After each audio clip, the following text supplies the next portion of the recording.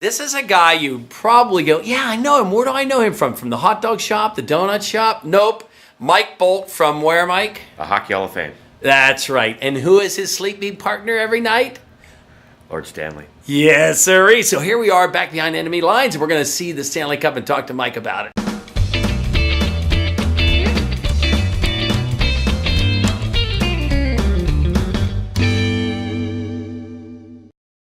I'm just going to let you watch this while this is going. Look, he has the white gloves on.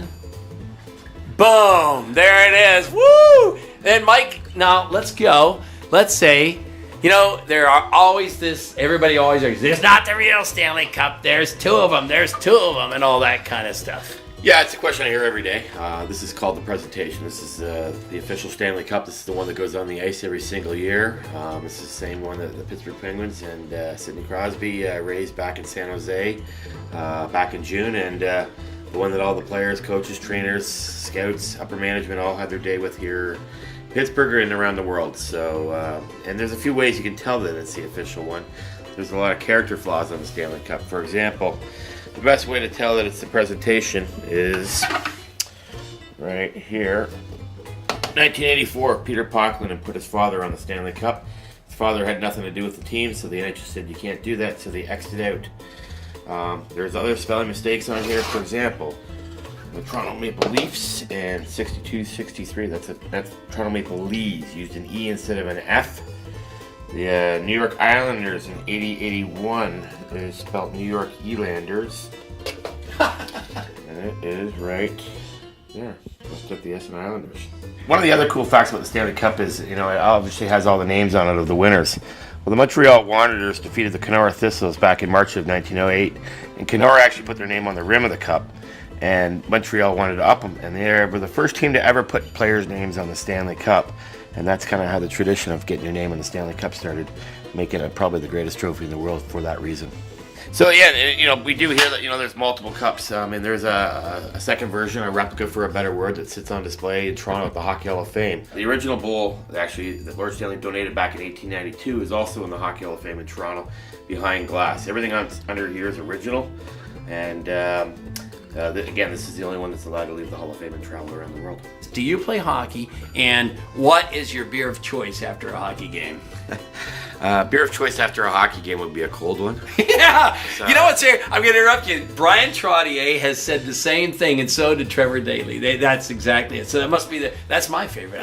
Yeah. Everybody has got a cold one in their hockey bag and throw it to you after playing. But no, to be honest, actually, I don't play anymore. I did play. I haven't played in 16 years, actually. The job has kind of gotten in the way, and when you start any sport, you get farther and farther away from playing, your skills diminish, and I wasn't that good to begin with. So I do miss it. I think I'd like to get back into playing when I stop traveling with the Cup and get back into shape, because it's the best game in the world to play. I mean, everybody's had a chance to pick up a stick, and whether it's on ice or just grab a ball and play a little ball hockey, it's the most fun sport to play, and I played all sports growing up. Yeah, there you go. At Total Sports Enterprises the other night, we interviewed Phil Bourque. Oh yeah.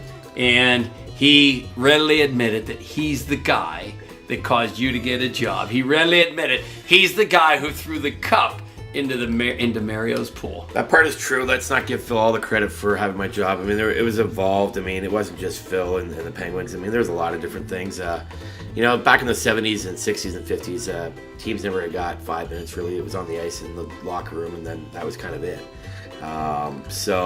It kind of evolved through the Islanders and the Oilers and into the Penguins, and really kind of the Rangers were the last team to have it unescorted. The league was going to go back to the old way of just kind of having it on the ice and in the dressing room, and then that was it. But the guys did a lot of cool things with it. Brought it back to the community. It's a great marketing tool for the game, and the exposure that the winning team gets when the cup travels is amazing. And they still get to have some fun as long as they keep it respectful and don't damage it. There you go. All right, are we allowed to get a Let's Go Pens out of you? Let's go neutral team. It's a question I get every day. People go, "Who's your favorite team?" I have 31 of them. There you go. And I'll give you. I mean, I grew up in Toronto. I'm a hockey fan. Let's not kid ourselves. I did grow up a Leaf fan, but I've gotten neutral working in the game. I guess my favorite team now is Team Canada. Sorry, U.S. Yeah, there you go. All right, Mike. behind enemy lines here. We won't say the hotel. It's talking about the being here. I mean, yeah, it's a Flyers hotel. I've been stopped about 2 or 3 times, and I've left the Flyers. They're hockey fans too. Their team's on there. Absolutely, yeah. Anytime a hockey fan, if I have the time, I will let them get a quick picture with the Stanley Cup. And there's someone knocking at your door. It must be your limo. Yeah, I think it's time to go. Yeah. Thanks, Mike. All right, guys.